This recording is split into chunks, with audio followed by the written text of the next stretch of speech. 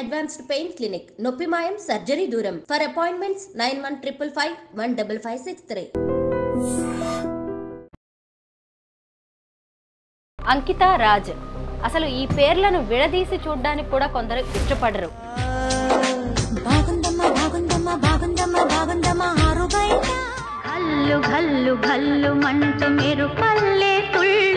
అంకిత రాజ్ పెళ్లి అనేది ఒక న్యూస్ ఎంత అయిందో ఇప్పుడు వాళ్ళిద్దరూ సెపరేట్ అవ్వడం కూడా పెద్ద డిస్కషన్ అయితే దీని మీద నడుస్తుంది. ఆడమగవాళ్ళు కూడా ఒక డిసిప్లిన్ ఉండదు రిలేషన్షిప్స్లో కదా.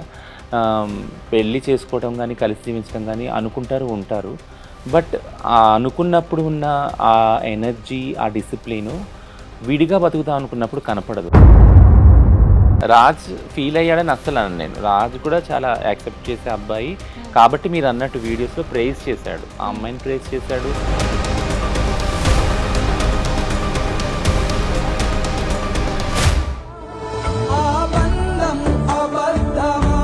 మీ కమ్యూనిటీలో ఇలాంటివి కామన్. పెళ్లి చేసుకోవడం, ప్రేమించడం, మోసం చేసి వదిలేయడం, డబ్బులు తీసుకొని ఎటో వెళ్ళిపోవడం, లేదా ఈ అబ్బాయి మోర్ తీసుకొని వదిలేశాడా, డబ్బులు వాడేసుకొని వదిలేశాడా, ఇలాంటి ఊహాగానాలు నార్మల్గా వస్తాయి.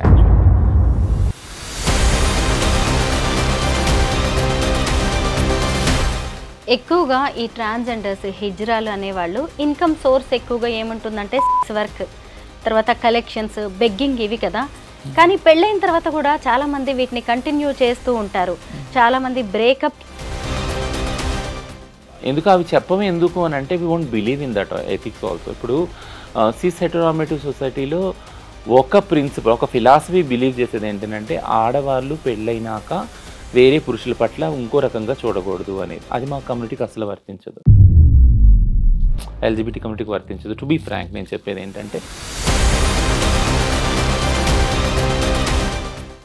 అందరికీ నమస్కారం, నేను Swaroopa Potlapalli. Welcome to I dream. Ankita Raj అసలు ఈ పేర్లను విడదీసి చూడడానికి కూడా కొందరు ఇష్టపడరు. అంకిత అనే ట్రాన్స్జెండర్ను రాజ్ పెళ్లి చేసుకోవడంతో అందరూ అతన్ని హీరోలాగా చూశారు. అయితే వాళ్ళ పెళ్లి కొన్నాళ్లే సాగింది, 3 నాళ్ల ముచ్చటగా మిగిలిపోయింది. ఈ మధ్య వారిద్దరూ విడిపోయారు. అసలు అంకిత రాజ్ మధ్య మనస్పర్ధలు ఎందుకు వచ్చాయి, వాళ్ళు ఎందుకు విడిపోయారు, అసలు ఈ ట్రాన్స్జెండర్స్ పెళ్లిళ్ళు ఎందుకు నిలవలేకపోతున్నాయి, ఇలాంటి దాని మీద ఇప్పుడు పెద్ద చర్చ జరుగుతోంది. ప్రస్తుతం నాతో పాటు ట్రాన్స్జెండర్స్ రైట్స్ యాక్టివిస్ట్ రచనా ముద్రబోయిన ఉన్నారు. ఆమెకు అంకిత అండ్ రాజ్ వీళ్ళిద్దరితో మంచి అసోసియేషన్ ఉంది, వాళ్ళిద్దరు కూడా బాగా తెలుసు. వాళ్ళిద్దరూ ఎందుకు విడిపోయారు, కమ్యూనిటీలో ఇలాంటి జంటలు ఎందుకు సెపరేట్ అవుతుంటాయి, ఇలా అనేక విషయాల మీద మనం రచనతో మాట్లాడదాం. హలో రచన. హాయ్ అండి. నమస్తే. నమస్తే, ఎలా ఉన్నారు? బాగున్నాను. మీకు అంకిత రాజు వీళ్ళిద్దరూ తెలుసు కదా, చాలా దగ్గర నుంచి వాళ్ళతో మీరు ట్రావెల్ చేశారు. ఈ కపుల్ని చూసినప్పుడు ఏమనిపించేది మీకు? చాలా అంటే చాలా మంచి కపుల్, క్యూట్ కపుల్ యాక్చువల్గా. ఎందుకంటే ఫంక్షన్స్లో ముఖ్యంగా మేము మా కమ్యూనిటీ ఫంక్షన్స్ ఉంటాయి కొన్నిట్లో, రెండిట్లో నేను చూశాను వాళ్ళని. అండ్ వాళ్ళ మధ్య ఉన్న chemistry I really like praise అనమాట. ఎందుకంటే మా కమ్యూనిటీ ఫంక్షన్స్లో డాన్స్ ఇస్ నార్మల్లే. సో అందులో మంచి డాన్సర్ అంకిత, డాన్స్ వేసేది కొన్ని సాంగ్స్కి వాటికి. ఎందుకు చెప్తున్నానంటే నా సొంత ఎక్స్పీరియన్స్ కూడా ఒకటి ఉంది. ఒకసారి ఒక ఫోటోషూట్కి నా ఫ్రెండ్ ఒక ఆయన న్యూయార్క్ నుంచి వచ్చాడు, మ్యాక్ అని. తను ఫోటోషూట్స్ చేసేటప్పుడు నన్ను నా పార్ట్నర్ని చేస్తా అన్నాడు అనమాట, అక్కడ ఎగ్జిబిషన్లో పెడతా అని. తను నాది సింగిల్ పిక్స్ తీసుకున్నాడు, అట్లా నా పార్ట్నర్ది కూడా తీసుకున్నాడు. మా ఇద్దరిది కలిపి తీసుకున్నప్పుడు తను ఏమన్నాడంటే, ఒక 2 పిక్స్ తీసుకున్నాక, రచన ఒకసారి రా అన్నాడు. ఏంటి అని అంటే, కెమెరాలో చూడు, నువ్వు సింగిల్గా ఉన్నప్పుడు నీ ఫేస్ ఎలా ఉంది, మీ ఇద్దరు కలిసినప్పుడు చూడు, నువ్వు ఎంత హ్యాపీగా ఉండవు నీ ఫేస్లో కనిపిస్తుంది. అది నా మైండ్లో రిజిస్టర్ అయింది యాక్చువల్గా. ఈ ఫంక్షన్స్లో అంకిత డ్యాన్స్ చేసేటప్పుడు నేను ఒక్కసారి అంకితని చూసాక రాజ్ వైపు చూశాను నేను. He so happy. Ankita dance చేస్తుంటే అంటే ఒక ప్రౌడ్లా ఫీల్ అవుతున్నాడు. అంటే నా వైఫ్ చూడు ఎంత మంచి డాన్సరు, ఎంతమంది ఎట్లా చూస్తూ ఉన్నారు చూడు, అందరికన్నా బెస్ట్ డాన్సర్ కదా అని. So that comes from a like హార్ట్లో ఆ ప్యూర్ లవ్, ఆ ఎఫెక్షన్ ఉన్నప్పుడే వస్తుంది. So they are beautiful couple actually. తర్వాత మళ్ళీ ఎప్పుడైనా కలిసారా? ఈ మధ్య కాలంలో మాట్లాడారా అంకితతో? చాలా తక్కువ. బట్ యా, అదే వాళ్ళు చాలా దగ్గరగా ఉన్నారు. అయితే అంకిత రాజు పెళ్ళి మీ కమ్యూనిటీకి ఓ మంచి మెసేజ్ ఇచ్చింది. మీ కమ్యూనిటీకే కాదు, సొసైటీకి కూడా. ఒక నార్మల్ అబ్బాయి వచ్చి ఒక ట్రాన్స్జెండర్ని పెళ్లి చేసుకోవడం, అది కూడా వాళ్ళిద్దరు పెళ్లి కూడా చాలా బాగా జరిగింది. అయితే అప్పుడు మీరందరూ ఏమనుకున్నారు? కమ్యూనిటీలో ఖచ్చితంగా దీని మీద ఒక డిస్కషన్ అయితే జరిగిందిగా. మనకు కూడా మంచి రోజులొచ్చాయి. మనల్ని యాక్సెప్ట్ చేయడానికి ఇలా వస్తున్నారు అనే దాని మీద ఒక డిస్కషన్ జరిగి ఉంటుంది కదా! టు బీ ఫ్రాంక్ యాక్చువల్‌గా వాళ్ళు పెళ్ళైనప్పుడే నన్ను పిలిచారు యాక్చువల్‌గా హ్మ్. ఇంటర్వ్యూ చేద్దాం అంకిత రాజ్ మీద అని. బట్ లైక్ అప్పుడు నాకు టైం లేకుండే. But yeah! ఆ తర్వాత ఇప్పుడు వాళ్ళు అంటే లేరు. కలిసి లేరు. బట్ ఇప్పుడు చేయాల్సొచ్చింది. బట్ ఈ ఈ జంటలు ఏదైతే ఉన్నారో ట్రాన్స్‌జెండర్ కమ్యూనిటీతో ముఖ్యంగా కలిసి జీవిస్తున్న పార్ట్నర్స్ గురించి గానీ, లేదా ఈ రిలేషన్‌షిప్స్ గురించి గానీ, ఎప్పుడూ మాట్లాడాలని నాకుండే. ఎందుకంటే it's not only community topic, it's also a legal topic and it's also a social topic కదా! అంటే మేము సమాజంలో ఉన్నాము. సమాజంలో గూడా జంటలున్నారు. ఆడ మగవాళ్ళున్నారు. అలాగా మా ట్రాన్స్ వాళ్ళతో జీవించే వాళ్ళున్నారు. ట్రాన్స్ వాళ్ళు మళ్ళీ ట్రాన్స్ మహిళలున్నారు. ట్రాన్స్ పురుషులు గూడా ఉన్నారు యాక్చువల్‌గా. ఆహ్, ఈ ఇప్పుడిప్పుడే ట్రాన్స్‌జెండర్ రైట్స్ అనే వాటి గురించి 2014 నుంచి మనం మాట్లాడుకోవడం స్టార్ట్ చేసాం. సుప్రీం కోర్ట్ జడ్జిమెంట్ తర్వాత మాట్లాడుకోవడం స్టార్ట్ చేసాం. ఓపెన్‌గా బయటికి రావటం, విజిబిలిటీ కూడా పెరిగింది కదా! 2014 ముందున్న పాపులేషన్ విజిబిలిటీ కన్నా ఇప్పుడు చాలా ఎక్కువయింది. సో, ఇప్పుడు ఈ రిలేషన్‌షిప్స్ గురించి కూడా మాట్లాడుకోవాల్సిన బాధ్యత కూడా పెరిగింది యాక్చువల్‌గా. ఇదెందుకంటున్నానంటే సేమ్ సెక్స్ మ్యారేజ్ అదే అంటే మ్యారేజ్ ఈక్వాలిటీ పిటిషన్ ఏదైతే సుప్రీం కోర్ట్‌లో వేశారో, అది సుప్రీం కోర్ట్ కూడా అన్నది ఏంటనంటే, ఇప్పుడు అప్పుడే ఈ రైట్స్ రావు మీకు అని పక్కన పెట్టడం జరిగింది యాక్చువల్‌గా. అప్పుడు ట్రాన్స్‌జెండర్ యాక్టివిస్టులు అందరూ మేము ఆలోచించింది ఏంటంటే సుప్రీం కోర్ట్‌లో ఇది మనం అంటే ఇది ఫెయిల్ కాదు. అంటే వాళ్ళు ఎత్తి చూపిస్తున్నారు సిస్టమ్స్‌లో, సోషల్ సిస్టమ్స్‌లో ఉన్న లోటుపాట్లు మీకు ఇప్పుడు ఇవ్వటానికి ఏం లేదు. బట్ కానీ ప్రిపేర్‌గా లేదు సొసైటీ అనేసి ఇక్కడ హిందూ మ్యారేజ్ చట్టం ఉంది, ముస్లిం మ్యారేజ్ చట్టం ఉంది, క్రిస్టియన్ మ్యారేజ్ చట్టం ఉంది. ఏవింటిని మార్చమంటారు? అంటే మీకంటూ ఒక మ్యారేజ్ రైట్స్ ఇస్తే ఇవన్నీ కూడా డిస్కషన్‌లోకి వచ్చినాయి.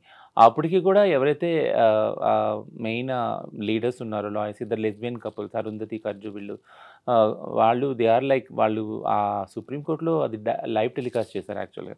అప్పుడు ఇట్స్ సో పవర్‌ఫుల్ వాళ్ళ ఆర్గ్యుమెంట్స్ ఏంటి అంటే వేరే సిస్‌జెండర్ కపుల్ తోటి ఆడ మగవాళ్ళు ఒకవేళ ఫ్యామిలీగా ఫార్మ్ అయితే వాళ్ళ పిల్లలుంటారు. వాళ్ళకంటూ ఒక సోషల్ సెక్యూరిటీ ఉంటుంది. వాళ్ళు ఇల్లు రెంట్‌కి ఇస్తారు వాళ్ళకి ఈజీగా. ఇన్స్యూరెన్స్ పాలిసీ ఉంటుంది. బ్యాంక్ అకౌంట్ ఇవన్నీ ఈజీగా అయిపోతాయి వాళ్ళకి. బట్ అదే అంత ఈజీగా ఎల్‌జిబిటిక్యూఐ వాళ్ళు ఒకవేళ పెళ్లి చేసుకున్నా లేదా రిలేషన్‌షిప్‌లో ఉన్నా వాళ్ళకి అలాంటి ఫెసిలిటీస్ దొరకవు. దొరకవు. ఒకవేళ కష్టపడి అది సాధించుకున్నా ఫర్ ఎగ్జాంపుల్ ఒక ఇల్లు సాధించుకున్నా గానీ, బట్ చుట్టుపక్కల వాళ్ళు అదే సేమ్ రెస్పెక్ట్ ఏదైతే ఆడవాళ్ళు, మగవాళ్ళకి ఇస్తారో పెళ్ళిలో, ఆ కపుల్‌కి ఇస్తారో, ఆ ఫ్యామిలీకి ఇస్తారో అంత రెస్పెక్ట్ ఇవ్వరు యాక్చువల్‌గా. సో, ఇది మెయిన్ విషయం.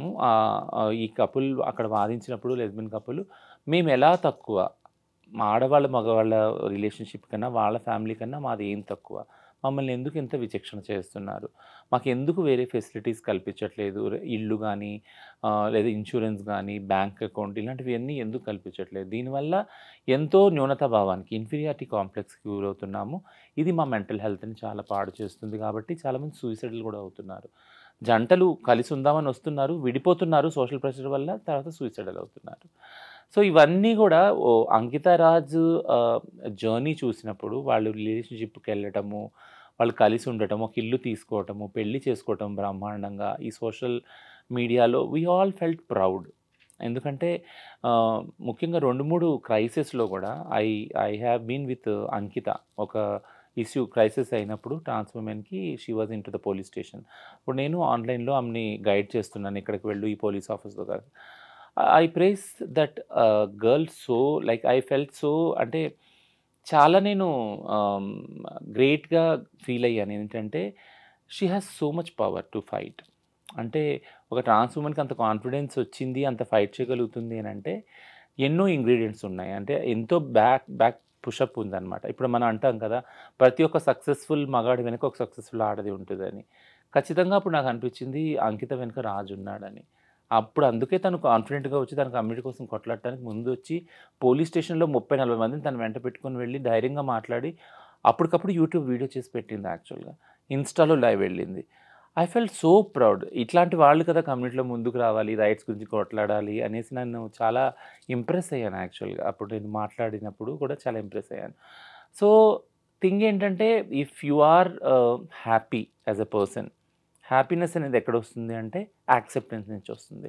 అంకిత, రాజ్ మధ్య ఒక ప్రేమ రిలేషన్షిప్ ఏదైతే ఉందో అది ఇది ఈక్వల్ యాక్సెప్టెన్స్ నుంచి వచ్చింది, బ్యాక్గ్రౌండ్ నుంచి.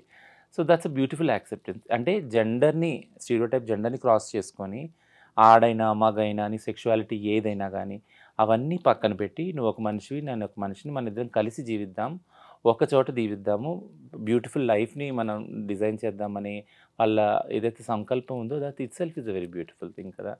అది మెయిన్ స్ట్రీమ్ స్టీరియోటైపింగ్కి అగేనెస్ట్గా వెళ్ళి ఛాలెంజ్ చేసి వాళ్ళకి చూపించిన రిలేషన్షిప్ అది. And we must all prize that relationship. Yeah, Ankita Raj పెళ్ళి అనేది ఒక న్యూస్ ఎంత అయిందో ఇప్పుడు వాళ్ళిద్దరూ సెపరేట్ అవ్వడం కూడా ఒక పెద్ద డిస్కషన్ అయితే దీని మీద నడుస్తుంది. అయితే అంకిత రాజ్ ఎందుకు విడిపోయారనే దాని మీద ఎవరికి కూడా ఒక క్లారిటీ రావట్లేదు. అయితే ఎందుకు వీళ్ళు వెళ్ళిపోయారు, విడిపోయారు అనే దాని గురించి చాలామంది తెలుసుకోవాలనుకుంటున్నారు. నిన్న తను ఒక వీడియో పెట్టింది, నేను ఈ ఇల్లు ఖాళీ చేసి కొత్త ఇంటికి వెళ్తున్నాను, 7 ఏళ్ళు ఇందులో ఉన్నాను, ఈ ఇల్లు నాకు చాలా గుడ్ మెమరీస్ ఇచ్చింది, లవ్లీ మెమరీస్ ఉన్నాయి నాకు, అలాగే కొంత సాడ్ కూడా ఇచ్చింది అని చెప్పేసి తను చెప్తుంటే అందరికీ అర్థమైపోయింది అనమాట ఆ సాడ్ ఏంటి అనేది. వీళ్ళిద్దరు ఎందుకు విడిపోయారు, రీజన్స్ ఏంటంటారు? సో రీజన్స్ అనేవి పర్సనల్ రీజన్స్ యాక్చువల్గా. వాళ్ళు అంటే అది బయట పెట్టలేదు. బట్ ఈ రిలేషన్షిప్ వాళ్ళు అంటే బ్రేకప్ అనను, అంత పెద్ద మాట కూడా వాడను. బట్ వాళ్ళు వేరువేరుగా జీవించాలి అనుకుని నిర్ణయం తీసుకున్నప్పుడు అంకిత వీడియో చేసి పెట్టింది ఇన్స్టాలో. And I have all respect to this women because ఎందుకంటే నేను ఎప్పుడు చెప్తాను ఇంటర్వ్యూస్లో, ఆడమగవాళ్ళు కూడా ఒక డిసిప్లిన్ ఉండదు రిలేషన్షిప్స్లో కదా. పెళ్ళి చేసుకోవడం కానీ కలిసి జీవించడం కానీ అనుకుంటారు, ఉంటారు. బట్ ఆ అనుకున్నప్పుడు ఉన్న ఆ ఎనర్జీ, ఆ డిసిప్లిను విడిగా బతుకుతాం అనుకున్నప్పుడు కనపడదు యాక్చువల్గా, ఆ ఇంట్రెస్ట్ కూడా కదా. బట్ ఉండాలి. సో ఈ టర్మ్స్ తోటి మన ఇద్దరం కలిసి జీవిద్దాము, ఒకవేళ టర్మ్స్ వర్కౌట్ అవ్వకపోతే మీరు మీ దారిలో, నేను నా దారిలో వెళ్ళిపోయి మనం హ్యాపీగా జీవించవచ్చు. ఇద్దరు ఆలోచనలు కలవట్లేదు కాబట్టి, మనోభావాలు కలవట్లేదు కాబట్టి. సో ఆ అండర్స్టాండింగ్ ఈ కపుల్లో కనపడింది యాక్చువల్గా. వేడిగా జీవిద్దాం అనుకొని ఆమె చేసి, లేదు నేను విడిగా జీవించాలనుకుంటాను, తను విడిగా జీవించాలనుకుంటాను. అండ్ ఈ అబ్బాయి కూడా చాలా రెస్పెక్ట్గా పెట్టాడు. నేను అంటే మేము కలిసి ఉండట్లేదు ప్రస్తుతానికి, బట్ ఫ్యూచర్లో ఛాన్సెస్ ఉందేమో కలవటానికి, అది మాత్రం నేను ఓపెన్గా ఉంచుతున్నానని. ఎంత బ్రాడర్ పర్స్పెక్టివ్ వెళ్ళదు కదా. I praise really both of them. అంటే ఆ విజ్ఞతని మీరు చూపించగలిగారంటే, ఏదైతే మీరు సమాజానికి మీ పెళ్లి ద్వారా మీ living relationship let it be a short span అయినా కానీ చూపించారు ఒక పద్ధతిని. వేరుగా జీవించడంలో కూడా ఆ డిసిప్లిన్ని I really prize both of them.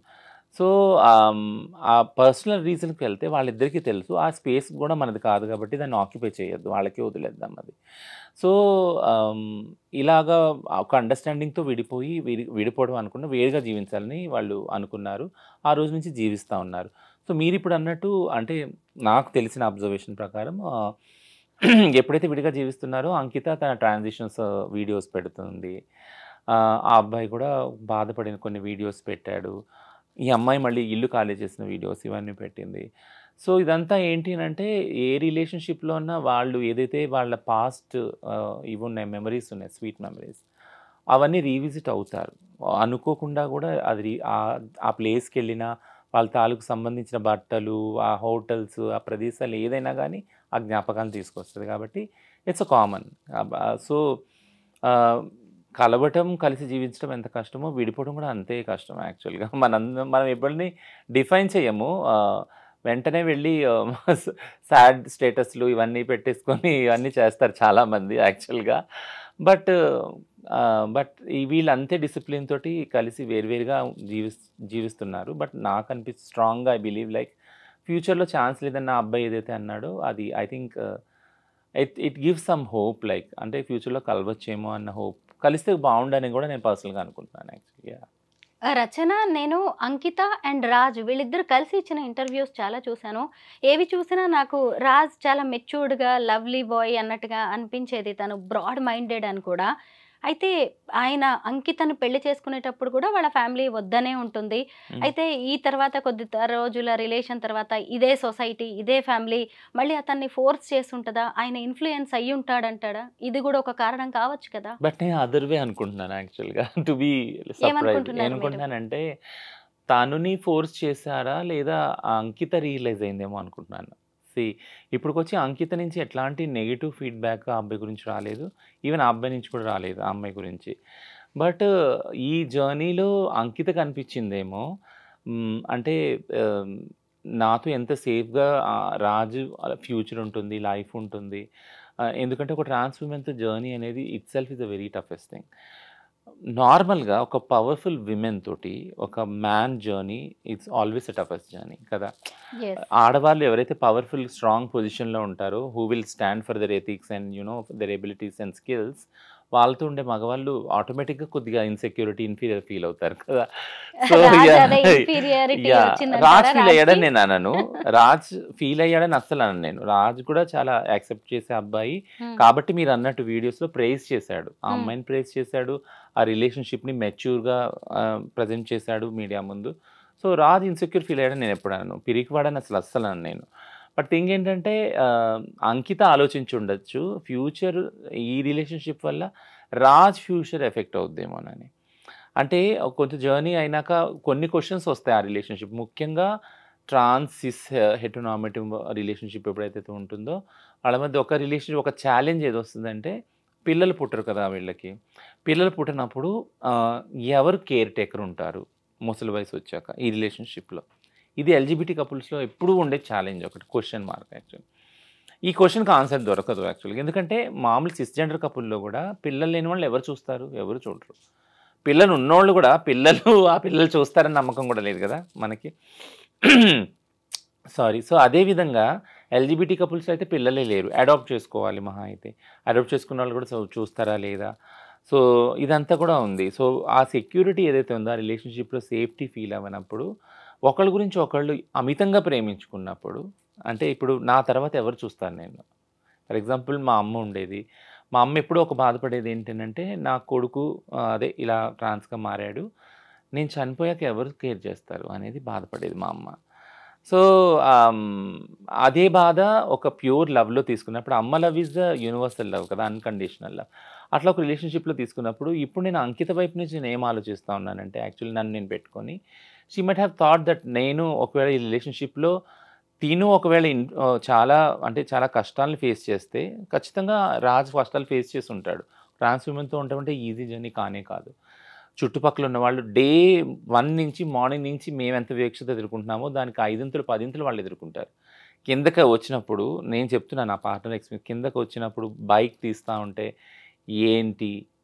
ఎందుకున్నావు? ఈ రిలేషన్‌షిప్ నీకు అమ్మాయి దొరకలేదా? నువ్వు ఇంపార్టెంట్‌వా? నువ్వు మగోడివి కాదా? మగతనం లేదా?" ఇట్లాంటి క్వెషన్స్ యాక్చువల్లీ. అది మొదలుకొని ఎళ్ళిన ప్రతి సింగిల్ స్పేస్‌లో కూడా క్వెషన్ చేస్తారు అసలు. నీకు వేరే ఆడవాళ్ళు దొరకలేదా? ఇక్కడ ఎందుకుంటున్నావు? ఇయన్నీ బ్రెయిన్ వాషింగ్ ఉంటది. బట్ దీన్నంతా మేము ఫేస్ చేయగలం యాస్ ఎ ట్రాన్స్. మమ్మల్ని అడగరు కూడా యాక్చువల్‌గా. వాళ్ళు ఫేస్ చేయగలరా? చాలా తక్కువ మంది ఫేస్ చేస్తారు. అది వాళ్ళు పడుతున్న బాధ మాకు ఇంకా బాధ కలిగిస్తది యాక్చువల్లీ. నా లైఫ్‌లో కూడా అదే జరిగింది. నేనెప్పుడూ నా వివక్షత నేను ఎదుర్కోలే యాస్ ఎ ట్రాన్స్‌గా. I'm so vocal and so vibrant. నేను బయటికెళ్తేనే అసలెవరు నా ముందుకు రావాలంటేనే దడుచుకునేవాళ్ళు. అట్లాంటి క్యారెక్టర్, పర్సనాలిటీ నాది. బట్ నా పార్ట్నర్ ఈజీ ప్రే అయిపోయేవాడు.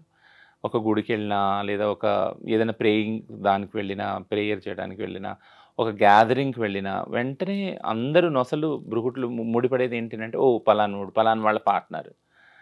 సో, కాబట్టి అక్కడ నా గురించి, నా విషయం గురించి తన స్టేటస్ తగ్గిచ్చడం, తనని క్రిటిసైజ్ చేయటం, స్టిగ్మా చేయటం, డిస్క్రిమినేట్ చేయటం, బుల్లింగ్ చేయటం ఇదంతా జరిగేది యాక్చువల్‌గా. అదంతా ప్రెషర్ కదా! అది ఎక్కడ లేని ప్రెషర్. ఆ ప్రెషర్ ఎక్కడ చూపించాలి యాక్చువల్‌గా? వాళ్ళు కూడా వాళ్ళ తల్లిదండ్రులను వదులుకొని వచ్చి కలిసి జీవిద్దామనే వస్తారు కదా! సో, ఈ ప్రెషర్‌ని ఎలా కోపప్ చేయాలి రిలేషన్‌షిప్‌లో? ఇవన్నీ నేను అనుభవించాను కాబట్టి ఐ కెన్ నో దట్. ఆ అండర్‌స్టాండింగ్ నాకుంది. So, I come completely like opposite to you. అంకితనే డెసిషన్ తీసుకొని ఉండొచ్చు కదా! ఈ అబ్బాయి సేఫ్టీ గురించి, తను సేఫ్‌గా ఉండాలి, తన ఫ్యూచర్ సెక్యూర్ ఉండాలని దూరం పెట్టుండొచ్చు కూడా అనుకుంటున్నాను. రచన, ఇప్పుడు మనము అంకిత రాజ్ కేస్‌ని ఒక ఎగ్జాంపుల్‌గా మాట్లాడుకుంటున్నాం గానీ, మీ కమ్యూనిటీలో ఇలాంటివి కామన్. పెళ్లి చేసుకోవడం, ప్రేమించడం, మోసం చేసి వదిలేయడం, డబ్బులు తీసుకొని ఎటో వెళ్ళిపోవడం, ఇలాంటివి మీరు చూస్తూనే ఉన్నారు. వీటన్నిటిని మీరు భరిస్తూనే ఉన్నారు కదా! అయితే మరి అంకిత రాజ్ కేస్‌లో కూడా ఇలా ఏమైనా జరిగి ఉంటుందా? ఎందుకంటే వీళ్ళిద్దరూ చాలా ఫ్యూచర్ ప్లాన్స్ ఏసుకున్నారు. పిల్లల్ని అడాప్ట్ చేసుకోవాలనుకున్నారు. అలాంటి వాళ్ళు ఇప్పుడు సెపరేట్ అయిపోయారు. అది కూడా అంకితలో తీవ్ర ఆవేదన కనిపిస్తూనే ఉంది. అంటే మామూలుగా అమ్మాయి అందంగా ఉంది, బావుంది కాబట్టి ఆమెను గూడా మోజు తీర్చుకొని ఎంజాయ్ చేసి వదిలేశాడు లాంటివి కూడా కొన్ని కామెంట్స్ వినిపిస్తున్నాయి. ఇలాంటిది ఏమైనా జరిగి ఉంటుందా? We should not be judgemental on that. ఎందుకంటే అంటే దీన్నొక తప్పుగా, దీన్నొక అంటే ఒక విక్టిమ్ మోడ్‌లో ఇద్దరిని చూడటము, అంటే ఆ అబ్బాయి చేత మోసగించబడిందా? లేదా ఆ అబ్బాయి మోసపోయాడా ఈమె చేతిలో? ఆ జడ్జ్‌మెంట్స్‌కి మనం వెళ్ళకూడదు యాక్చువల్‌గా. ఎందుకంటే ఇది కామన్ జడ్జ్‌మెంట్ వస్తుంది మనకి. ఈ క్రిటిసిజం వస్తుంది యాక్చువల్‌గా. సిస్ హెటెరోనార్మటివ్ రిలేషన్‌షిప్స్‌లో ఇది ఉంది ఆల్రెడీ కదా! ఒకళ్ళు బాధ పెట్టినప్పుడు ఒకళ్ళు కోర్ట్‌కెళ్ళడము, పంచాయతీలు తీర్చుకోవడము, కమ్యూనిటీస్‌లో డైవర్స్ తీసుకోవడము, పిల్లల్ని ఏం చేయాలనుకోవడం, ఇదంతా కూడా ఉన్నది యాక్చువల్‌గా. సో ఈ థాట్ ఈజీగానే వస్తది మనకి. ఎవరు ఏం చేశారు? దానివల్ల విడిపోయారా? డబ్బులున్నాయా? లేకుంటే వేరే రిలేషన్‌షిప్స్ ఏమన్నా ఉన్నాయా ఇద్దరికి? ఇవన్నీ కూడా అనుమానాలొస్తాయి actually. Unless until they clarify. ఎందుకంటే ఎంతో విజ్ఞతతోటి వాళ్ళు విడిపోయారు. విడిపోవడం అంటే వేరుగా జీవిస్తారన్నారు. మాటి మాటినే చెప్తున్నా, విడిపోయారని నేను అనను యాక్చువల్‌గా. వేరువేరుగా జీవించాలని నిర్ణయం తీసుకున్నారు. విజ్ఞతతోటి ఆళ్ళు ఉంటున్నారు గూడా. సో వాళ్ళ మధ్య మనం ఈ ఊహాగానాలు చేయొద్దు. అంటే డబ్బు వల్లనో, మోజు వల్లనో ఇదయిందని. ఎందుకు చేయొద్దు అంటున్నానంటే, నార్మల్‌గానే ప్రతీదీ ఎల్‌జీబీటీక్యూ రిలేషన్‌షిప్స్‌లో ఉన్నది ఎప్పుడైతే పబ్లిక్ ముందుకొస్తుందో ఆ రిలేషన్‌షిప్, వాళ్ళకి ప్రైవేట్ లైఫ్ లేదు. చాలా తక్కువుంది. వాళ్ళ ప్రైవేట్ లైఫ్ అంతా పబ్లిక్‌లో ఉంది. యూట్యూబ్‌లో ఉంది యాక్చువల్ కదా! వాళ్ళ ఇల్లు గాని, వాళ్ళు పెళ్లి చేసుకుంది గాని, వాళ్ళ డైలీ లైఫ్ గాని, ఇదంతా కూడా ఇంటర్వ్యూస్‌లో ఉంది, పబ్లిక్‌గా ఉంది. సో పబ్లిక్‌గా ఉన్నప్పుడు పబ్లిక్ ఏం చేస్తారంటే అదే బైనరీలో ఆలోచిస్తారు. ఆడ మగవాళ్ళ రిలేషన్‌షిప్స్‌లోనే ఈమె తప్పు చేసిందా? ఈయన తప్పు చేశాడా? ఈయన తప్పు వల్ల వదిలేసిందా ఈమె? లేదా ఈమె తప్పు చేయటం వల్ల ఎక్కడో ట్రాన్స్ వాళ్ళందరూ చేస్తారు కదా! బయట సెక్స్ చేసుంటుంది. ఇట్లాంటివన్నీ ఆ ఊహాగానాలు లేదా ఈ అబ్బాయి మోజు తీసుకొని వదిలేసాడా? డబ్బులు వాడేసుకొని వదిలేసాడా? ఇవన్నీ ఇలాంటి ఊహాగానాలు నార్మల్‌గా వస్తాయి యాక్చువల్‌గా. బట్ నేను ఎప్పుడూ చెప్పేది ఏంటంటే అన్ని ఇంటర్వ్యూస్‌లో ఎల్‌జీబీటీక్యూ రిలేషన్‌షిప్స్, పార్ట్నర్‌షిప్ ఏదైతే ఉందో, కలిసి జీవించడం గాని, పెళ్లి గాని, ఇది డిఫరెంట్ రిలేషన్‌షిప్. సిస్ రిలేషన్‌షిప్‌లా కాదు ఇది యాక్చువల్‌గా. ఎందుకంటే సిస్ రిలేషన్‌షిప్స్‌కి దగ్గర రావటానికి ఫర్ ఎగ్జాంపుల్ పెళ్లి అనుకుందాం. పెళ్లిలో అసలు ఇద్దరి సమ్మతం ఉందా? లేదు కదా! పెద్దలు నిర్ణయిస్తారు. ఆ అబ్బాయి ఎవరో ఆ అమ్మాయికి తెలీదు. ఆ అమ్మాయి ఎవరో ఆ అబ్బాయికి తెలీదు. అక్కడ పెళ్లి నుంచి వాళ్ళ రిలేషన్‌షిప్ స్టార్ట్ అవుతది. ఒకళ్ళకొకళ్ళు తెలుసుకోవటం. కానీ మా రిలేషన్‌షిప్ అలా కాదు కదా! మేము ఒకళ్ళనొకళ్ళు అబ్జర్వ్ చేసుకుంటాం. ఒక జర్నీ చేస్తాం యాక్చువల్‌గా. అప్పుడు నిర్ణయించుకుంటాం మనం కలిసి జీవించాలా? పెళ్లి చేసుకోవాలా అని. సో స్టార్టింగ్ పాయింట్ చాలా డిఫరెంట్ ఉంది దాన్ని చూడండి. అప్పుడు ఒక అండర్‌స్టాండింగ్ అవుతుంది. ఇది ఫస్ట్ మెట్టు. సెకండ్ మెట్టు ఏంటనంటే రిస్క్. ఇప్పుడు నేను ఈ అబ్బాయి నాతో ఉంటున్నాడు. ఈ అబ్బాయితో ఉండటం వల్ల నేను నా ఫ్రీడమ్‌ని కోల్పోతాను యాక్చువల్‌గా. నాకు చాలా బాయ్ ఫ్రెండ్స్ ఉండొచ్చు. లేదా నేను సెక్స్ వర్క్‌లో ఉండొచ్చు ప్రొఫెషన్‌గా కదా! వీటిలన్నిటిని నేను ఫోర్‌గో అవ్వాలి. ఆ సాక్రిఫైస్ నేను చేయాలి. ఎందుకంటే నేను ఒక వైఫ్‌ని అవుతున్నాను ఇప్పుడు ఆ అబ్బాయికి కాబట్టి. అనే అండర్‌స్టాండింగ్‌కి ఈ అమ్మాయి రావాలి. ఆ అబ్బాయి గూడా నాకొక రిలేషన్‌షిప్ ఫ్రెండ్ సర్కిల్ ఉంది. నా ఇంటోళ్ళున్నారు. వాళ్ళ ఖాందాన్ ఉంది. కాస్ట్ ఉంది. క్లాస్ ఉంది. ఇవన్నీ వదులుకొని ఈ ప్రేమ నాకు వాల్యుబుల్ అనేసి ఆ అమ్మాయితో కలిసి జీవించడానికి వస్తాడు ఆ అబ్బాయి కదా! అవన్నీ వదులుకొని వస్తాడు. ఆ అబ్బాయి కూడా ఆలోచించి ఉంటాడు. I have to forgo all this కదా! నేను అన్నీ వదులుకొని ఈ ప్రేమ నాకు ముఖ్యము. ఇది నాకు చాలా ఇంపార్టెంట్ అనేసి వస్తాడు డెసిషన్ తీసుకొని. సో ఈ డెసిషను ఒక్క నైట్‌లో, ఒక్క స్పాట్‌లో, ఒక్క స్పార్క్‌లో అయింది కాదు కదా! It is an understanding between 2 individuals who are coming from different backgrounds and taking risk. Risk అనేది అందులో ఉంది యాక్చువల్‌గా. ఆ డెసిషన్ తీసుకుంటానికి ఎంతో స్ట్రాంగ్ ఇది ఉండాలి. థ్రెషోల్డ్ ఉండాలి యాక్చువల్‌గా కదా! ఇద్దరికీ ఉంది అది. ఉండబట్టే వాళ్ళు ప్రైవేట్ లైఫ్‌ని పబ్లిక్ చేయగలిగారు. అంత నిర్భయంగా ఉండగలిగారు రిలేషన్‌షిప్‌లో. అంత నిర్మొహమాటం కూడా బయటకొచ్చి చెప్పారు. So, I never degrade their relationship. I prize the relationship. I really నేను నిజంగా మనస్ఫూర్తిగా అనుకుంటున్నాను. నేను అంటే మనస్ఫూర్తిగా బ్లెస్ కూడా చేస్తున్నాను వాళ్ళని. Their love will be forever like though they are not living together. అది నేను అనుకుంటున్నాను. యాహ్! ఎక్కువగా ఈ ట్రాన్స్‌జెండర్స్, హిజ్రాలు అనేవాళ్ళు ఇన్‌కమ్ సోర్స్ ఎక్కువగా ఏముంటుందంటే సెక్స్ వర్క్, తర్వాత కలెక్షన్స్, బెగ్గింగ్ ఇవి కదా! కానీ పెళ్ళైన తర్వాత కూడా చాలామంది వీటిని కంటిన్యూ చేస్తూ ఉంటారు. చాలామంది బ్రేకప్‌కి కూడా ఇదే రీజన్ అని కూడా తెలుస్తూ ఉంది. మరి ఎవరికైనా పెళ్ళవుతున్నప్పుడు మీ కమ్యూనిటీలో మీరు కౌన్సెలింగ్ చేస్తారా? పెళ్ళవుతుంది, సొసైటీ, హస్బెండ్ ఇలాంటివి యాక్సెప్ట్ చెయ్యరు. మనం ఈ సెక్స్ వర్క్ గాని, బెగ్గింగ్, కలెక్షన్ లాంటివి మీరు ఆపేయాలని కౌన్సెలింగ్ ఇవ్వడం గాని, ఇలాంటి కొన్ని కేసెస్‌ని బట్టి చేస్తూ ఉంటారా మీరు ఇలాంటివేమైనా? అలా కౌన్సెలింగ్ ఎప్పుడు చేయము. అంటే మీరివి మానుకోవాలి, మీరిలా ఉండాలి, ఆ అబ్బాయికి రిస్క్ ఉందని ఆ అబ్బాయిని ఇట్లా ఎప్పుడు చేయము. నేను ఇందాక చెప్పినట్టు ఈ అండర్‌స్టాండింగ్ ఉండే చేసుకుంటా. ఫర్ ఎగ్జాంపుల్ ఒక ట్రాన్స్ వుమెన్ ఉంది. ఆమె సెక్స్ వర్క్‌లో ఉంది యాక్చువల్‌గా. ఒక అబ్బాయి అప్రోచ్ అవుతున్నాడు ఆ అమ్మాయిని కలిసి జీవించాలి అనుకున్నప్పుడు ఆ అబ్బాయికి కూడా తెలుసు ఆ అమ్మాయి సెక్స్ వర్క్లో ఉందని, బయటికి వెళ్తుంది ఫలానా టైంకి క్లయింట్స్ అటెండ్ చేస్తుంది వస్తుంది అనేసి. బట్ స్టిల్ ఆ అబ్బాయి అనుకుంటున్నాడు స్ట్రాంగ్గా అమ్మాయితో ఉండాలి అని. దట్స్ అన్ అండర్స్టాండింగ్ కదా. అంటే అక్కడ ఒక అండర్స్టాండింగ్ ఉంది ఇద్దరి మధ్య. ఆ అమ్మాయి విజిబుల్గా లేదు అని కాదు కదా, అమ్మాయి చెప్తుంది కూడా ఆమె సెక్స్ వర్కర్, ఆమె ట్రాన్స్ అని. ఓపెన్ అండ్ అవుట్ అది కదా, అక్కడ దాచింది ఏది లేదు కదా.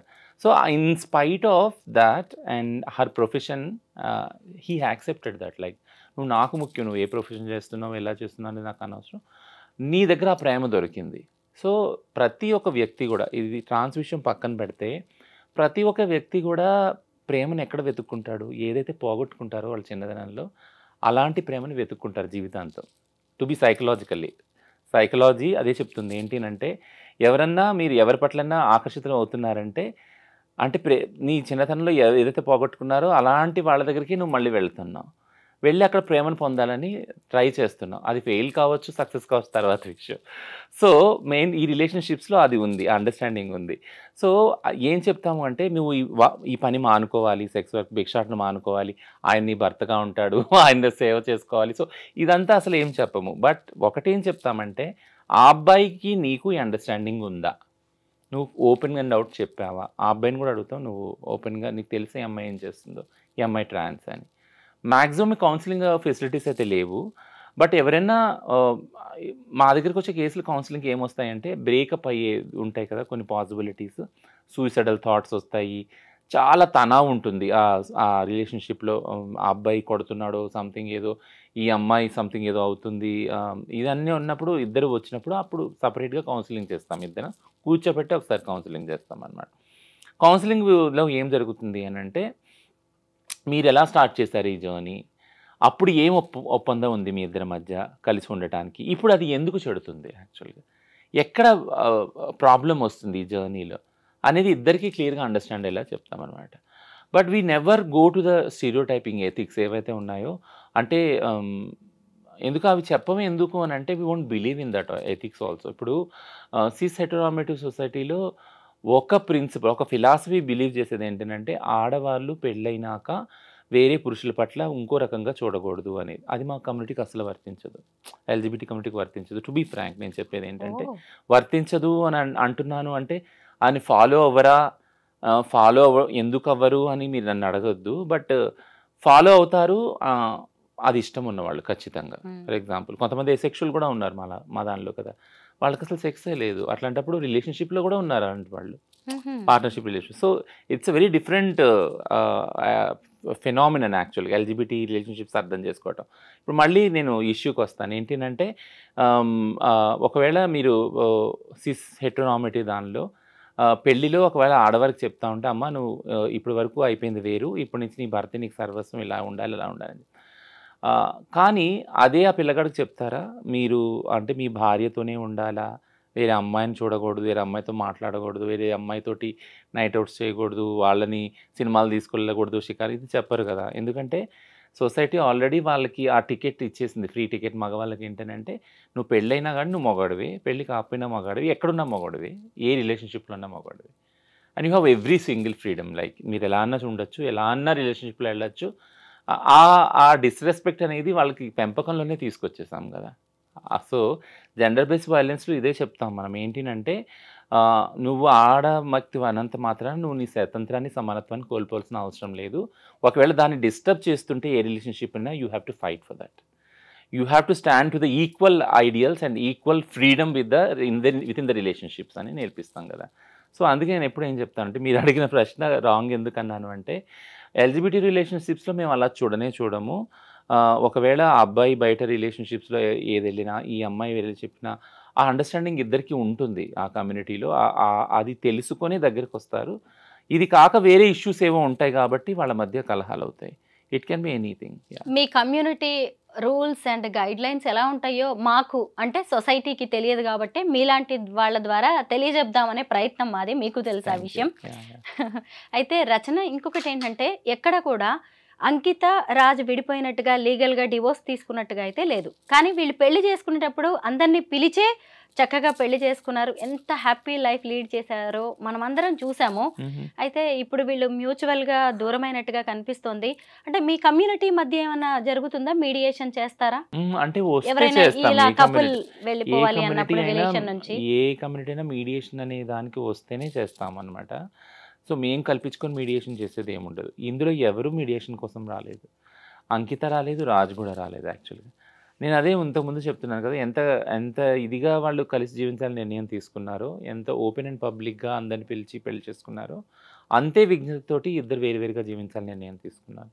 So it's a very like peaceful process. The whole process is like Rachana, నేను మిమ్మల్ని నేను ఇంటర్వ్యూకి పిలవాలి అనుకున్నప్పుడు ఒక వీడియో షేర్ చేశాను. నేను ఈ మధ్య డాక్టర్ లక్ష్మీ కట్ట అని సీనియర్ అడ్వకేట్ని ఇంటర్వ్యూ చేశాను. నేను ఆమె తన ఎల్ఆర్ ఫౌండేషన్ ద్వారా చాలామంది ఇలాగ ట్రాన్స్జెండర్స్కి, ట్రాన్స్ విమెన్, ట్రాన్స్ మెన్కి హెల్ప్ చేస్తున్నారు లీగల్గా.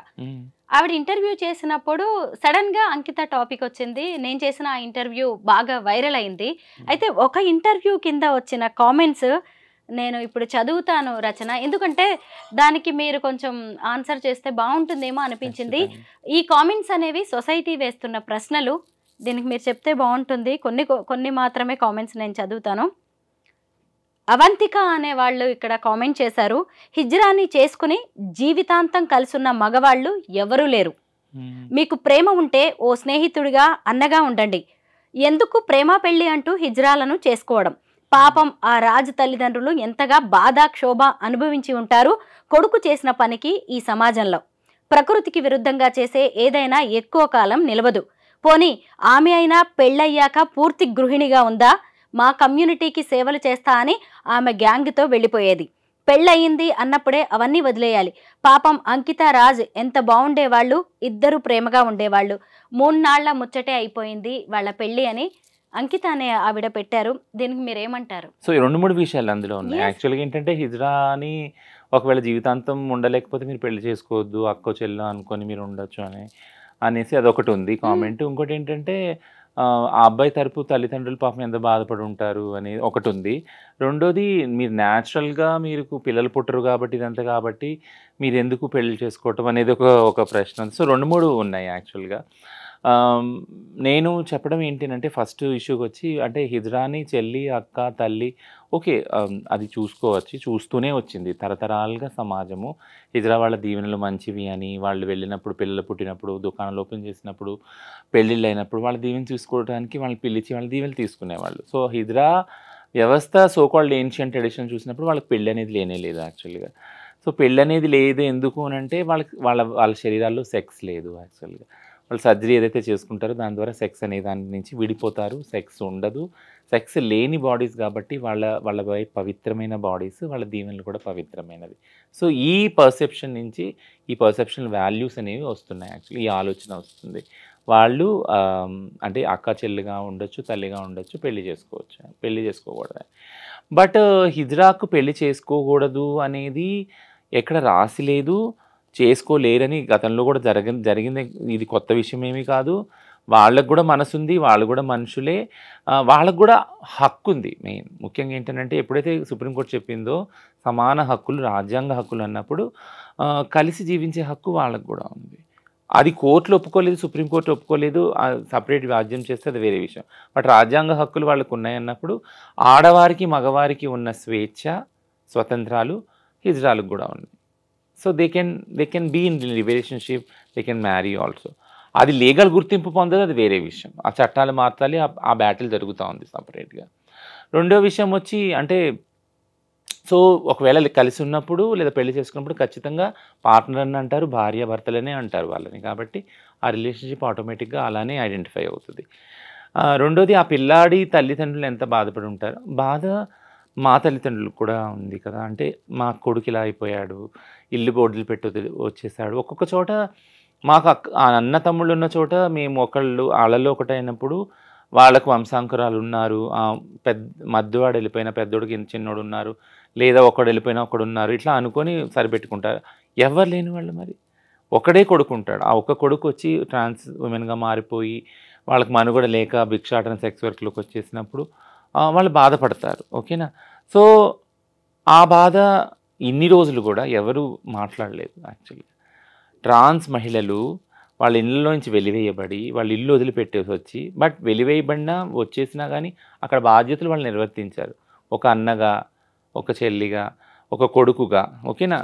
ఆ రిలేషన్షిప్లో అక్కడ ఉన్న వాళ్ళ చదువులు కానీ పెళ్ళిళ్ళు కానీ అన్నీ నేను సంపాదించిన భిక్షాటం ద్వారా సెక్స్ ఓళ్ళు అమ్ముకున్న డబ్బు ద్వారా అవన్నీ ఫుల్ఫిల్ చేశారు మా వాళ్ళు. అడగండి ఎవరు ఫుల్ఫిల్ చేయలేదు. మేము బయటకు వచ్చేసినా మేము జీవించేది మా కోసం కాదు, మా సోకాల్డ్ ఫ్యామిలీ కోసమే, మా అక్కల కోసం, మా తమ్ముళ్ళ కోసం, మా అమ్మ నాన్నల కోసమే బతుకుతాం. మేము సంపాదించి ప్రతి సింగిల్ పైసా వాళ్ళకే పెడతాం. వాళ్ళు మా ప్రయారిటీ యాక్చువల్గా. ఆ తర్వాత వీళ్ళు మా ప్రయారిటీ. సో మీరు ఈ అంత డిస్కషన్ తర్వాత ఒకటి విషయం మీకు అర్థమవుతుంది. అంటే ఈ ప్రాసెస్ అంతట్లో ట్రాన్స్ మహిళలకి అసలు ప్రేమ ఎక్కడ దొరికింది? దొరకలేదు. మీరు ఆ సోకాల్డ్ వ్యక్తి ఎవరైతే రిలేషన్షిప్లో వచ్చాడో, కొంతకాలం ఉన్నాడో, ఉండలేక ఇమ్మడలేక వెళ్ళిపోయాడో, ఆ వ్యక్తి గురించి వాళ్ళ తల్లిదండ్రుల గురించి మాట్లాడతారు. ఆ వ్యక్తి తిరిగి ఆ వ్యవస్థలోకి వెళ్ళినా మళ్ళీ ప్రేమ దొరుకుద్ది. వాళ్ళ తల్లిదండ్రులు దొరుకుతారు, అన్నతమ్ముళ్ళు దొరుకుతారు, అక్క చెల్లి దొరుకుతారు. మా ట్రాన్స్ మహిళలకి దొరకరే, ఎప్పటికీ దొరకరు. ఈ దొరికిన కొద్దిపాటి టైం కూడా ఆ వ్యక్తి ద్వారా ఆ ప్రేమ కూడా ఎప్పుడుగా స్టాండర్డ్గా ఉండదు. సో ఇందులో విక్టిమ్ ఎవరు యాక్చువల్గా? అంటే నేను కంపారిజన్ చేస్తున్నానని కాదు, బట్ ఇన్ని బాధలు ఇన్ని అలవాటు చేసుకోమని ట్రాన్స్ మహిళలు ఎందుకు వదిలేశారు? తల్లిదండ్రులు, అక్క తమ్ముళ్ళు, అన్న చెల్లెలు అందరూ వదిలేసి ఒంటరిగా వచ్చి బయట జీవిస్తా అడుక్కుంటా ఓళ్ళు అమ్మకుంటా ఈ రిలేషన్షిప్ వదిలేసి వెళ్ళిపోయినా మళ్ళీ ఆ అబ్బాయి వైపే మీరు జాలి అనేది ఎందుకు చూపిస్తూ ఉన్నారు అనేది నా ప్రశ్న, ఎదురు ప్రశ్న యాక్చువల్లీ. పెళ్ళయ్యాక పూర్తి గృహిణిగా ఉందా, మా కమ్యూనిటీకి సేవలు చేస్తా అని ఆమె గ్యాంగ్తో వెళ్ళేది. పెళ్ళయింది అన్నప్పుడే అవన్నీ వదిలేయాలి. సో పెళ్ళి, ఇప్పుడు నేను ఇంతకుముందు చెప్పాను ఒక ప్రశ్నకి సమాధానంగా, నేను ఒక క్రైసిస్ డీల్ చేసేటప్పుడు అంకిత పోలీస్ స్టేషన్లో ఉండి లైవ్ వెళ్ళింది యాక్చువల్గా. నేను ప్రౌడ్ ఫీల్ అయ్యాను. ప్రౌడ్ ఎందుకు ఫీల్ అయ్యానంటే నా సొంత లైఫ్ని కొరిలేట్ చేసుకున్నాను అంకితతోటి. ఎందుకంటే చాలా కొద్ది మంది మా కమ్యూనిటీ గురించి పనిచేసే వాళ్ళు ఉన్నారు. నా రిలేషన్షిప్స్, నా పర్సనల్ రిలేషన్షిప్ ఏదైతే ఉందో పార్ట్నర్షిప్ కానీ ఈ విషయం వల్ల చాలా క్రిటిసైజ్ అయింది, చాలా ఎఫెక్ట్ అయ్యింది. బట్ బాధపడ్డాను నేను. బట్ బాధపడినప్పుడల్లా నాకు ఒకటి జ్ఞాపకం వచ్చేది ఏంటంటే, నేను కాకపోతే ఎవరు చేస్తారు నా కమ్యూనిటీకి పని? చేసేవాళ్ళు చాలామంది ఉంటారు, బట్ నాకు చెయ్యాలి, నేను చెయ్యాలి. చేసి ఏదో ఒకటి వీళ్ళు ఒక దారికి నేను బతికినంతకాలం అట్లీస్ట్ కొన్ని సిస్టమ్స్ డెవలప్ చేసి నేను వెళ్ళిపోవాలి. ఆ తర్వాత నా తర్వాత ఉన్న వాళ్ళు దాన్ని ముందుకు తీసుకెళ్తారనే ఒక ఆలోచన ఎప్పుడు ఉంది, ఇప్పుడు ఉంది. సో ఆ ఆలోచనలోకి అలాంటి ఆలోచనల ద్వారా అంకిత వచ్చినప్పుడు నేను అనుకున్నాను, చాలా హ్యాపీగా ఫీల్ అయ్యాను. అండ్ ఇప్పుడు వింటున్నాను సేమ్ క్రిటిసిజం కూడా. అంటే భర్త రాగానే అంతే, అంటే నేను నా కమ్యూనిటీ గురించి దాని గురించి పోరాడే పటిమని వదిలేసుకోవడం అది ఎంత సమంజసం యాక్చువల్గా? ఎందుకంటే నేను ఆ బాధల్ని చూస్తూ వచ్చాను కాబట్టి నా లైఫ్లో. నా తర్వాత తరాల వాళ్ళు ఆ బాధలు పడకూడదని కదా ముందుకు వచ్చింది యాక్చువల్గా మీరు ప్రైజ్ చేయాలి ఆ ఫైట్ కోసం, ఆ ముందుకు వచ్చి కొట్లాడుతాను, కానీ మీరు క్రిటిసైజ్ చేస్తున్నారు. సో ఈ క్రిటిసిజం నాకే కాదు, నా ప్లేస్లో ఉన్న మహిళలు కూడా ఇంతకుముందు ఎదుర్కొన్నారు చాలామంది. అంటే ఆలనాటి సరోజినీ నాయుడు, దుర్గాబాయి దేశ్ముఖ్, ఇందిరాగాంధీ తరఫు నుంచి ఆడవాళ్ళందరూ కూడా స్ట్రాంగ్ విమెన్ లీడర్స్ అందరూ అదే క్రిటిసిజం ఫేస్ చేశారు. And being a trans woman normal, మేము మా కమ్యూనిటీకి చేసే ఏదైతే ఫైటింగ్ ఉందో దీన్ని కూడా ఇలా క్రిటిసైజ్ చేస్తున్నారు. ఇంకొక కామెంట్ ఉంది, దానికి మీరు ఆన్సర్ చేస్తే బాగుంటుంది. ఇద్దరు మగవాళ్ళు పెళ్లి చేసుకోవడం ఏంటి, ఎవరిని బాధ పెట్టాలని అనడం లేదు, ఎన్ని సర్జరీలు చేసుకున్నా సరే పెళ్లి కరెక్ట్ కాదు, కలిసి ఉండాలనుకోవడం కరెక్ట్ కాదు, ఎవరు బతుకు వాళ్ళు బతికితే మంచిది, ఇలాంటివి సక్సెస్ అవ్వడం అనేది జరగదు అన్నారు. సో ఇదైతే చాలా కోర్టులే చెప్పి నేను మీకు చెప్పాను కదా, అంటే నాల్సా జడ్జిమెంట్ రాకముందే ఎన్నో లివింగ్ రిలేషన్స్ ట్రాన్స్ ఉమెన్ తోటి ఉన్న వాళ్ళు చాలామంది ట్రాన్స్ ఉమెన్ పెళ్లి చేసుకొని వదిలేసి వెళ్ళిపోయి వాళ్ళని డబ్బులు వాడుకొని అన్ని చేసిన వాళ్ళు కోర్టుకి వెళ్ళినప్పుడు కోర్టులో జడ్జిలు, లాయర్లు అందరూ ఇదే ప్రూవ్ చేయడానికి they are behind this, like you know ఈమె ఆమె కాదు కదా, ఈమె పిల్లల్ని కనలేదు కదా అని. అంటే ఇప్పుడు పిల్లల్ని కనని ఆడవాళ్ళని ట్రాన్స్ అంటారు అనరు కదా. చాలా అంటే చాలా వాళ్ళని హీనంగా చూస్తారు. పిల్లల్ని కనని ఆడవాళ్ళని వాళ్ళని ఒక చెడ్డ పదాలతో వాళ్ళని టీజ్ చేస్తారు యాక్చువల్ కదా. అది చాలా క్రూరమైన సంస్కృతి సమాజంలో ఉంది. సో నేనేమంటున్నానంటే పిల్లల కన్నంత మాత్రాన మనుషులు కాకపోరు, ఆ రిలేషన్షిప్కి వాల్యూ ఏం తగ్గదు నాకు తెలిసి. సో పిల్లల ప్రొడ్యూస్ చేయటానికి, సో ఒకవేళ మీరు అలా అంటే కనుక పిల్లల ప్రొడ్యూస్ చేయటానికే ఈ పెళ్ళిళ్ళు అవుతున్నాయా? కాదు కదా. అదైతే కాదు కదా. కలిసి జీవించడానికైతే ఎంతో కొంత దృక్పథం ఉండే కదా. ఈ పెళ్ళిళ్ళు కానీ లివింగ్ రిలేషన్స్ అవుతున్నాయి. సో అదే దృక్పథంతో ఈ రిలేషన్షిప్ని కూడా చూడాలి. ఈ ఏదైతే క్రిటిసిజం వచ్చిందో అంటే ఇద్దరు మగాళ్ళు పెళ్లి చేసుకోవటం ఇది అంటే బయలాజికల్గా బైసెక్స్ ఏది ఉన్నా కానీ ట్రాన్స్ అనేవాళ్ళు వాళ్ళ జెండర్ ఐడెంటిటీ వేరుంటుంది. వాళ్ళకు ఇండిపెండెంట్ ఐడెంటిటీ అనేది మళ్ళీ ఈ పాఠాలన్నీ మళ్ళీ నేను ఇప్పుడు మళ్ళీ ఎక్కరో పెట్టలేను వరుస పెట్టి.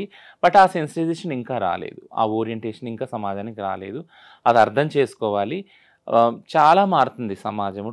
ట్రాన్స్ విజిబిలిటీ పెరుగుతుంది. మనం ఎక్కడ చూసినా కానీ వాళ్ళ ఫ్యామిలీలో వాళ్ళు ఉంచుకుంటున్నారు ఆ ట్రాన్స్ వాళ్ళని. వాళ్ళ ఫ్యామిలీస్ తోటి, వాళ్ళ అమ్మ నాన్న అక్క చెల్లెలతోటి, వాళ్ళ బాబాయ్ పిల్లలతోటి వాళ్ళు జర్నీ చేస్తున్నారు. నేను మార్కెట్స్కి ట్రైన్లో అక్కడ వెళ్ళినప్పుడు నేను చూస్తున్నాను చాలామంది are happily living with their families. Government అవకాశాలు ఇస్తుంది, ఇవ్వకపోవడం వేరే విషయం. బట్ ఈ జనరేషన్లో అట్లీస్ట్ నేను అనుకోలేదు నా కమ్యూనిటీని ఇంత ప్రోగ్రెసివ్గా చూస్తాను, సమాజం ఈ మాత్రం స్పేస్ కూడా ఇస్తుందని. బట్ ఆ స్పేస్ ఇస్తున్నారు ఫ్యామిలీస్లో. అండ్ నేను ఆ హోప్ అయితే వదలట్లేదు. ఒక రేంజ్లో ఒక కొన్ని తరాల తర్వాత, కొన్ని జనరేషన్స్ తర్వాత సిస్ హెటెరోనార్మేటివ్ రిలేషన్స్ని ఎంత ఈక్వల్గా చూస్తున్నారు, అందులో కెమిస్ట్రీని ఎంత రెస్పెక్ట్గా చూస్తున్నారు, మా రిలేషన్ కూడా అలాగే చూస్తారని నేను భావిస్తున్నాను. నేను ఇప్పుడు చదివినవి జస్ట్ కామెంట్స్ కాదు రచన, అవి సొసైటీ అభిప్రాయాలు. ఇప్పుడు ఈ ఇంటర్వ్యూ ఎందుకు అని చాలామంది అనుకోవచ్చు, టైం వేస్ట్ అనుకోవచ్చు. కానీ మన చుట్టుపక్కల కూడా ఎన్నో జరుగుతూ ఉంటాయి. మనకు తెలిసిన వాళ్ళు అలాగా చాలా ఫ్యామిలీస్ కూడా బ్రేకప్స్ జరుగుతూ ఉంటాయి. వాటన్నిటిని ఎలా చూస్తామో ట్రాన్స్జెండర్స్ రిలేషన్స్ కూడా మనం అలాగే చూడాలి. వాళ్ళు కూడా మన మనుషులే, మన మధ్య ఉండాల్సిన వాళ్ళే, మనం ప్రేమ అందించాల్సిన వ్యక్తులు వాళ్ళు, మన ప్రేమను అందుకోవాల్సిన వాళ్ళు. థ్యాంక్ యూ రచన, చాలా మంచి విషయాలు చెప్పారు మీ కమ్యూనిటీ గురించి, అంకిత రాజ్ బ్రేకప్కి సంబంధించి. Thank you so much. Thank you.